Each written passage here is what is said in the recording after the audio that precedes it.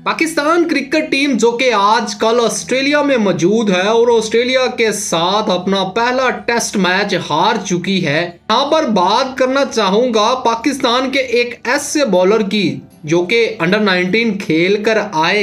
उनकी home team Islamabad United ने भी उनको सेलेक्ट ना किया, लेकिन आमिर जमाल जो कि मायूस ना हुए तो कैब ड्राइवर बन गए। टैक्सी चलाना शुरू कर दी ताकि घर का सर्कट चलता रहे और खेल को भी तरजीह दी। वो सुबह 7 बजे घर से निकलते थे तो 10-11 बजे तक कैब चलाते थे, क्योंकि उस टाइम यूनिवर्सिटी और कॉलेज का रश होता था कि वो साथ साथ कुछ पैसा कमाते चले। उन्होंने ये सोचा कि मैंने अपने ख्वाब पूरे करने हैं, उसके साथ साथ वो टैक्सी चलाते रहे ताकि कुछ पैसे आते रहें।